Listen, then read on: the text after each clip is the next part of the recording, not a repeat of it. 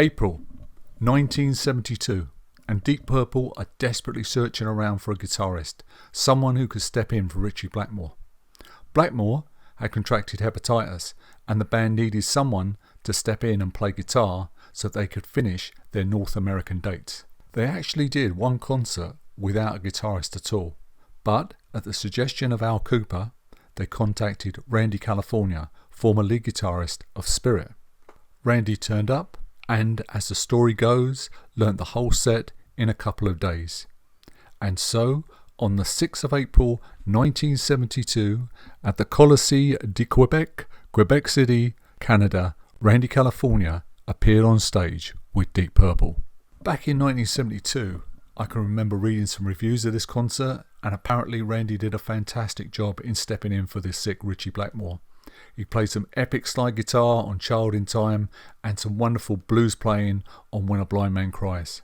Many years later, in an interview, Randy California said that at the time he'd been offered the job in Deep Purple full time, but he declined, saying that he couldn't play someone else's material night after night.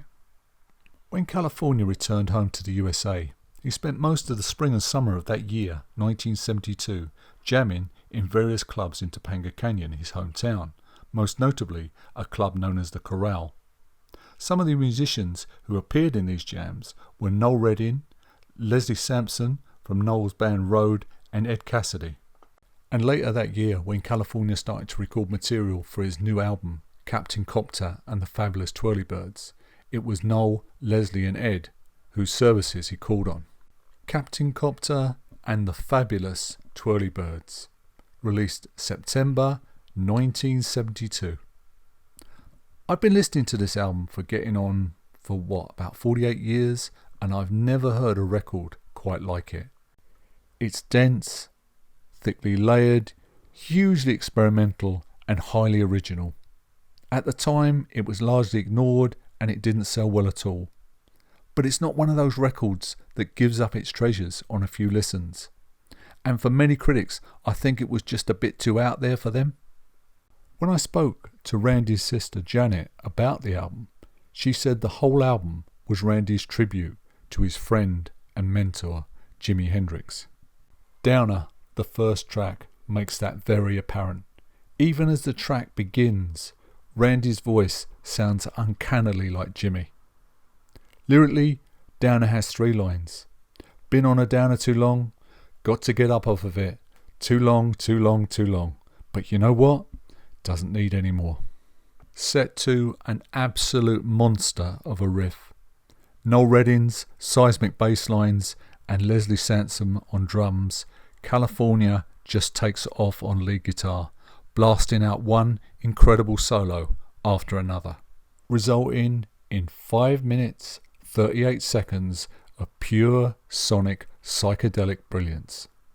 Fair play also to Noel Redding and Leslie Sampson. They play like men possessed. Jimi would have been so proud. Track 2, Devil. Devil starts off with a single strummed electric guitar, drums and bass, and Jimi's influence is all over the riff and the rhythm playing. Throw into the mix some psychedelic backwards guitar playing and some otherworldly backing vocals courtesy Janet and Robin Wolf. The song, a Randy California original, concerns our concept of the devil. Is he really just a messed up child who wants to be free and running wild? Or is he a man who needs a written permit just to have a good time, who doesn't know how it is to be good and feeling fine? And does he really exist? Or does he just exist in your mind? But as the song comes to an end, California turns the whole song on its head and tells of meeting the devil, shaking his hands and becoming friends. Becoming friends with the inner devil? A very interesting and thought-provoking song. Track 3, I Don't Want Nobody. This is a cover of the James Brown soul classic. But California just uses the opening vocal lines. I don't want nobody to give me nothing. Open up the door, I'll get it myself. And repeats that throughout the song, discarding the rest of the song's lyrics. California adds in his own driving, powerful, killer guitar riff, and it sounds nothing remotely like the James Brown version. The way Randy does it here, it could be the template for stoner rock with its looping, hypnotic feel. In fact, California sets his stall out right at the very beginning of the song, as he gives just one instruction to all involved: loud. For most of the song, Randy plays a long, controlled guitar solo, and it's an object lesson for all young, aspiring guitarists in control, feel, and tone. Janet and Robin Wolf are on hand again to add in some crazy backing vocals, and it sounds like everyone in that studio is having one hell of a time.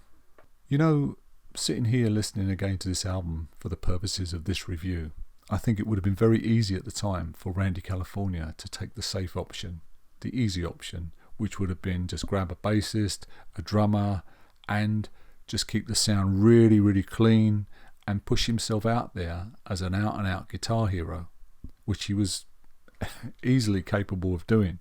But you know one thing with Randy California? He never ever took the easy option. Track number 4.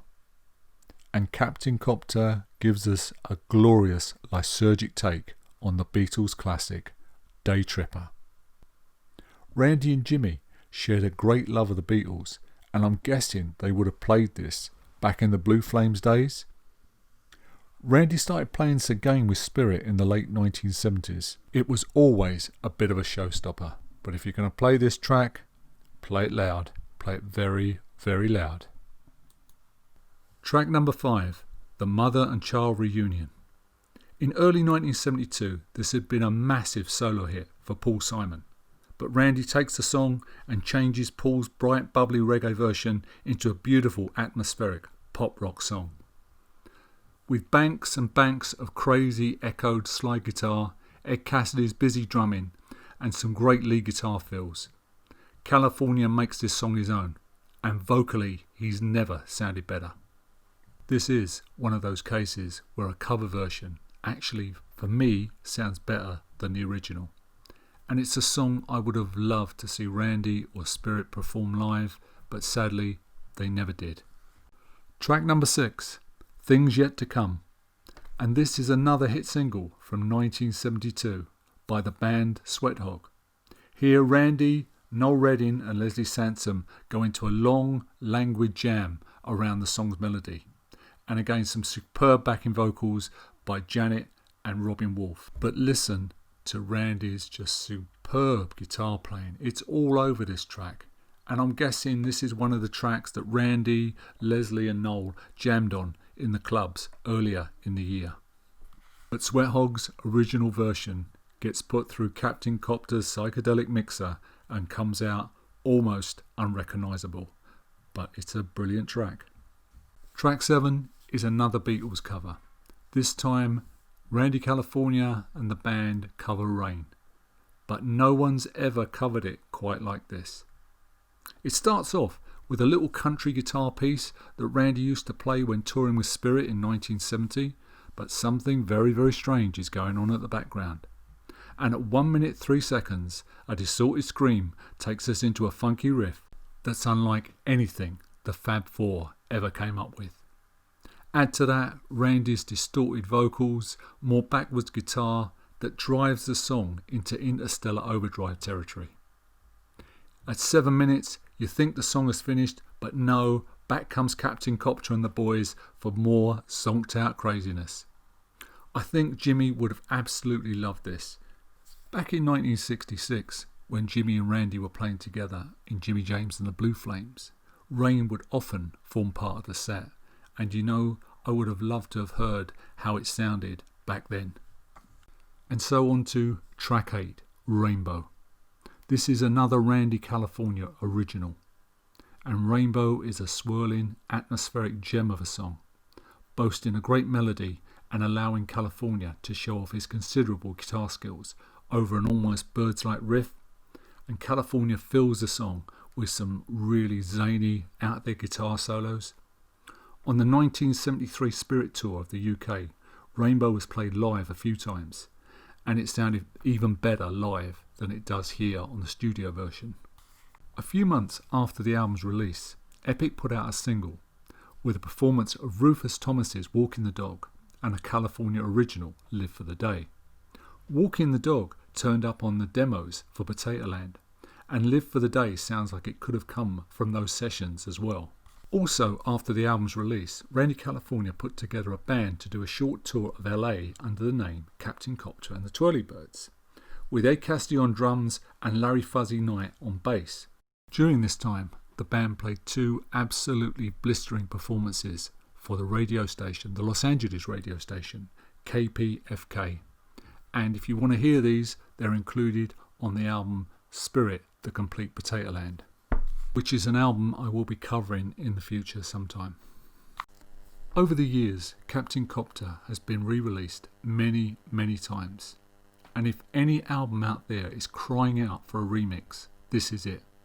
Like I said at the beginning, nothing sounds anything quite like it.